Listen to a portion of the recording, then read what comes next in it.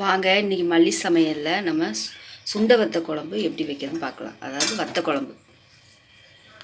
அதுக்கு தேவையான பொருட்கள் கொஞ்சம் கடலைப்பருப்பு, கருவேப்பிலை, சும்மா 2 வெங்காயம், சின்ன வெங்காயம் நீல வாக்கில் நறுக்கி வச்சுருக்கேன், வெள்ளைப்பூடு, கொஞ்சம் நெல்லிக்காய் சைஸில் புளி. இது புளி சீக்கிரம் ஊறினா கொஞ்சம் சுடு தண்ணி ஊற்றிட்டிங்கன்னா சீக்கிரம் ஊறிடும்.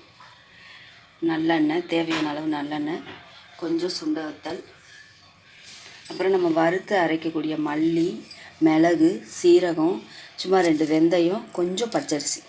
இதுதான் இதுக்கு தேவையான பொருட்கள். நம்ம எப்படி செய்யறதுன்னு பார்க்கலாம். ஃபஸ்ட்டு நம்ம கடலைப்பருப்பு ஃபஸ்ட்டு வறுத்து எடுத்துக்குவோம்.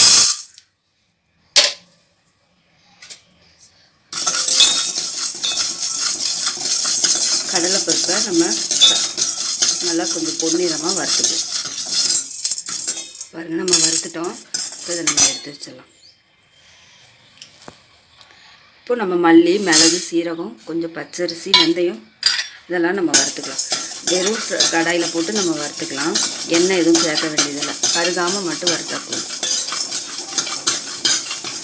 இப்போ நம்ம இதெல்லாம் வறுத்துட்டோம். இப்போ இதை நம்ம ஆறினோடனே மிக்சி ஜாரில் நம்ம அரைச்சிட்டு வந்துடலாம். கடலைப்பருப்பு, நம்ம கடலைப்பருப்பு, மல்லி எல்லாம் வறுத்தாச்சு.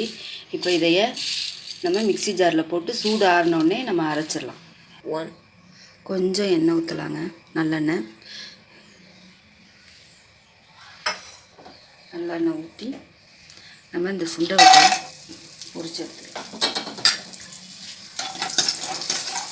அது சும்மா லேசாக பொரிஞ்சால் போதும், நம்ம எடுத்துடலாம்.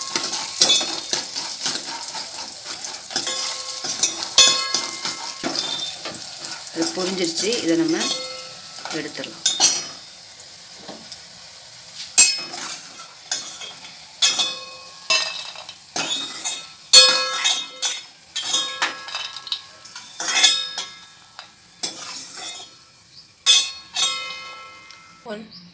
இப்போ நம்ம சுண்டை வத்தலை நம்ம வறுத்து எடுத்துக்கிட்டோம்.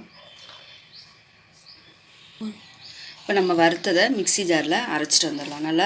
நல்லா பேஸ்ட்டாக, நல்லா பவுட்ராக, நல்லா பொடியாக பவுட்ராக அரைச்சிட்டு வந்துடலாம்.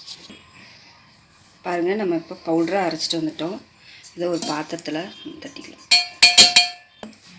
இப்போ நம்ம அரைச்ச அந்த மிக்சி ஜார்லேயே தண்ணியெல்லாம் கழுவி தண்ணி ஊற்றிக்கலாம். இந்த மாதிரி தண்ணியாக நம்ம கரைச்சிக்கலாம். இப்போ நம்ம அரைச்ச அந்த வறுத்து அரைச்சதை இப்படி தண்ணியாக கரைச்சிக்கலாம். ஸ்டவ்வை ஆன் பண்ணிட்டோம். ஸ்டவ்வை ஆன் பண்ணிட்டு கொஞ்சம் எண்ணெய் விட்டுக்கலாம்.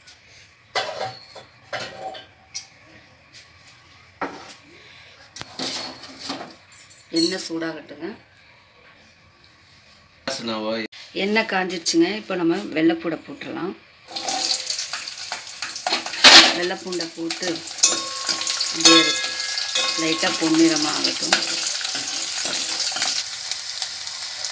இப்போ கொஞ்சம் கருவேப்பிலை,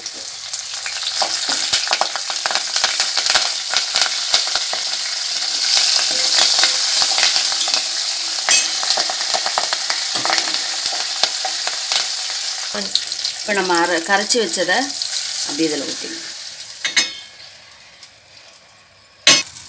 கொஞ்சம் பெருங்காயம் சொல்ல அப்படி மறந்துட்டேன். பெருங்காயம் கொஞ்சம் போட்டுக்கலாம். இதை அப்படியே நம்ம கொஞ்சம் சிம்மில் வச்சு இதை அப்படியே 2 நிமிஷம் கொதிக்க விடும். புளி கரைச்சி வச்சுருக்கோம். நெல்லிக்காய் சைஸில் புளி ஊற வச்சுருந்த கரைச்சதில் 2 ஸ்பூன் மிளகாத்தூள், 3 ஸ்பூன் மல்லித்தூள், கொஞ்சம் மஞ்சத்தூள் இதை போட்டிருக்கோம். நம்ம இதையும் ஊற்றிடலாம். புளி கரைச்சலையும் இதில் ஊற்றிடலாம்.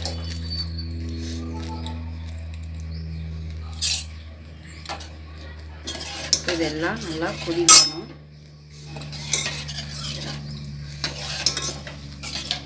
நல்லா கொதி வந்து கொஞ்சம் திக்காகும். தண்ணி கொஞ்சம் விட்டுக்கலாம்.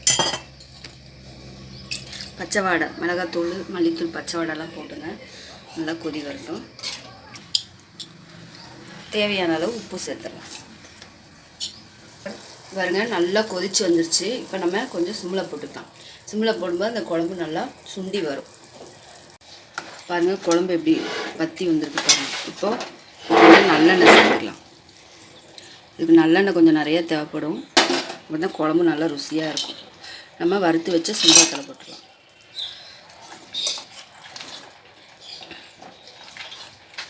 இப்போது இது ஒரு 5 நிமிஷம் சிம்மில் இருக்கட்டும். பாருங்கள் குழம்பு எப்படி வத்தி நல்லா வந்திருக்கு பாருங்கள் சுண்டவத்த குழம்பு. இப்போது நம்ம ஒரு துண்டு மண்டை போட்டுக்கலாம். மண்டை வெல்லம் கரையட்டும். அதுக்குள்ளே நம்ம இங்கே கொஞ்சம் நல்லெண்ணெய், நம்ம நீல வாக்கில் நறுக்கி வச்ச சின்ன வெங்காயத்தை இதில் போட்டு கொஞ்சம் கரையட்டும்.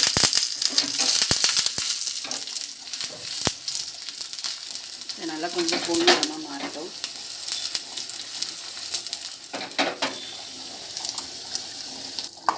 சுண்டவத்த குழம்பு ரெடி ஆயிடுச்சுங்க. அவ்வளோதான், நம்ம அடுப்பு ஆஃப் பண்ணிக்கலாம்.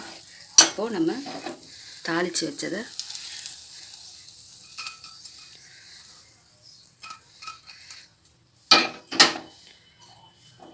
அவ்வளோதான், நம்ம சுண்டவத்த குழம்பு ரெடி ஆயிடுச்சு. இந்த குழம்பு பாருங்கள், நம்ம சுண்டவத்த குழம்பு ரெடி ஆயிடுச்சு.